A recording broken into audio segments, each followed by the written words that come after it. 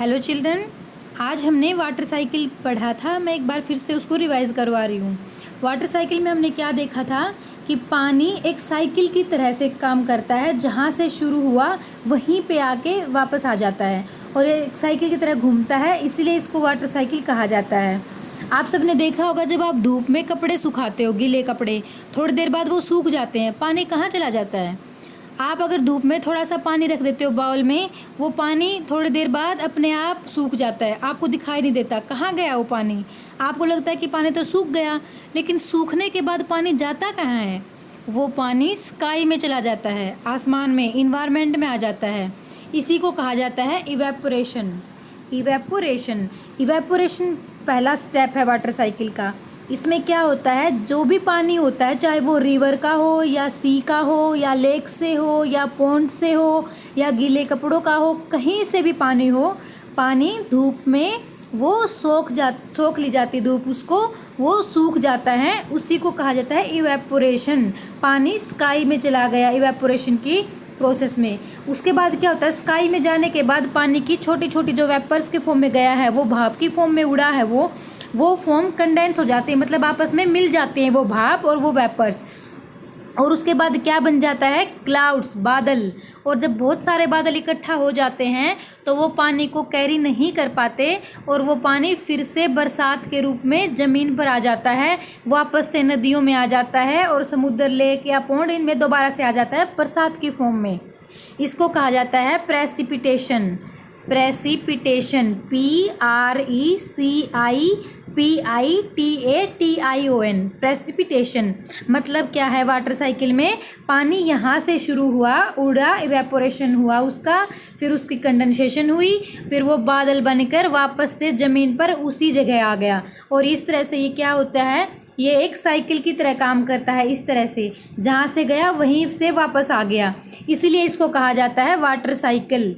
WATER, water cycle, क्योंकि water की है ये साइकिल, इसको वाटर साइकिल कहा जाता है। पानी अर्थ से स्काई में गया और स्काई से वो फिर से बरसात की फॉर्म में अर्थ पर वापस आ गया, इसी को बोला जाता है वाटर साइकिल। तो वाटर साइकिल के जो मेन स्टेप्स हैं वो कौन कौन से हैं। पहला है इवेपोरेशन, पानी का अर्थ से स्काई में जाना। उसके बाद कंडेंसेशन, जितने भी वाटर वेपर्स थी उन सब का मिल जाना। उसके बाद आता है प्रेसिपिटेशन। प्रेसिपिटेशन में क्या होगा, precipitation is the waterfall from sky to earth. Water का स्काई से वापस दोबारा से अर्थ पर आ जाना, प्रेसिपिटेशन हो जाता है। ये 3 स्टेप मिलके वाटर साइकिल कंप्लीट कर देते हैं। और ट्रांसपीरेशन क्या होता है, ट्रांसपीरेशन से भी पानी स्काई में जाता है। ट्रांसपीरेशन प्लांट्स में होता है वाटर की मूवमेंट। आपने प्लांट्स की रूट में पानी दे दिया, रूट से वो पानी कहाँ जाएगा, लीव्स में, पत्तों में, और पत्तों में होते हैं छोटे छोटे छेद, उस छेद के थ्रू पानी इन्वायरमेंट में आता है, स्काई में आता है, और फिर वही दोबारा प्रोसेस, बादल बनेंगे, फॉर्मेशन ऑफ क्लाउड्स होगी, फॉर्मेशन ऑफ क्लाउड्स के बाद बरसात होगी और फिर से पानी ज़मीन पे आ जाएगा। तो ट्रांसपीरेशन भी किस में हेल्प करता है, वाटर साइकिल में। तो आपको इन सब के नाम और इन सब की स्पेलिंग लर्न करनी है। अब इसके बाद है कुछ क्वेश्चंस जो इस चैप्टर के, उसके बाद ये चैप्टर कंप्लीट हो जाएगा। अब हम कुछ क्वेश्चंस देखते हैं। फर्स्ट क्वेश्चन है, why are clouds important.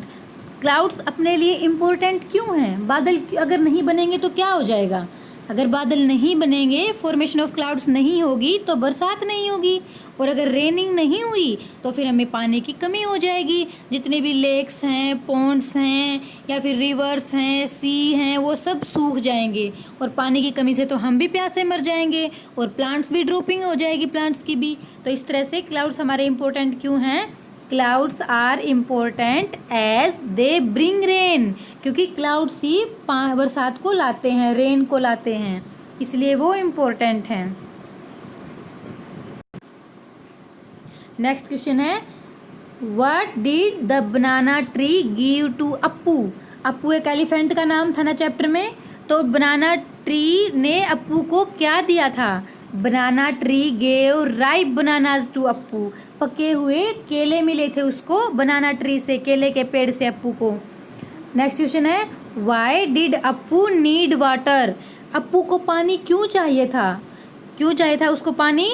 Appu needs water to drink, to take bath नहाने के लिए, ड्रिंक मतलब पीने के लिए, and to water banana trees, और जितने भी केलों के पेड़ थे उनमें पानी देने के लिए, क्योंकि केले के पेड़ सूख गए थे, ड्रूपिंग हो गई थी उनकी, इसीलिए अप्पू को पानी की ज़रूरत क्यों पड़ी? नीड का मतलब होता है ज़रूरत होना।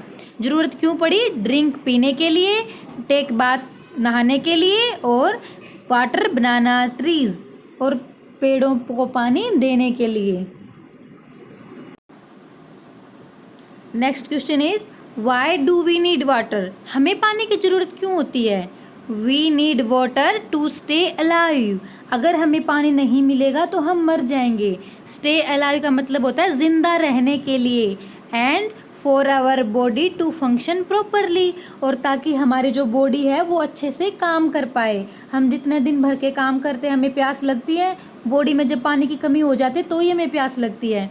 अगर हमें पानी नहीं मिलेगा तो हम मर जाएंगे। तो we need water to stay alive and for our body to function properly. Next question is write 5 uses of water. Water के आप क्या क्या यूज़ करते हैं, कहाँ कहाँ ज़रूरत पड़ती है पानी की, अब हमें ये बताना है। तो we need water for drinking, पीते हैं, कुकिंग, उसके लिए खाना भी बनाते हैं हम पानी से, और क्या क्या है, ड्रिंकिंग पीने के लिए यूज़ होता है, कुकिंग में भी यूज़ होता है, वॉशिंग कपड़े धोते हैं उससे, क्लीनिंग साफ सफाई में भी यूज़ होता है, ग्रोइंग प्लांट्स, और जितने भी प्लांट्स हैं पेड़ पौधे उन सबको बढ़ने के लिए भी ज़रूरत होता है। आप इसके अलावा और भी लिख सकते हो वाटर के यूजेस, मैंने 5 यूजेस में लिख दिए हैं। Next question is what is the main source of water for us? हमारे लिए वाटर का मेन सोर्स क्या है? सोर्स का मतलब होता है जहाँ से हमें पानी मिलता है, स्रोत। हमारे लिए मेन सोर्स क्या है वाटर का? Rain water. हमें बरसात से ही पानी मिलता है, जितने भी रिवर्स हैं वो बरसात के मौसम में ही फुल हो जाती हैं। तो हमारा मेन सोर्स ऑफ वाटर कौन सा है? Rain water. Next name some sources of water. अब रेन के अलावा और कौन कौन से सोर्सेज हैं वाटर के, कहाँ कहाँ से हमें पानी मिलता है, कौन कौन से सोर्सेज हुए? Some sources of water are rain, सबसे पहला तो रेन हो गया, बरसात हो गई, फिर रिवर, नदियों से भी हमें पानी मिलता है,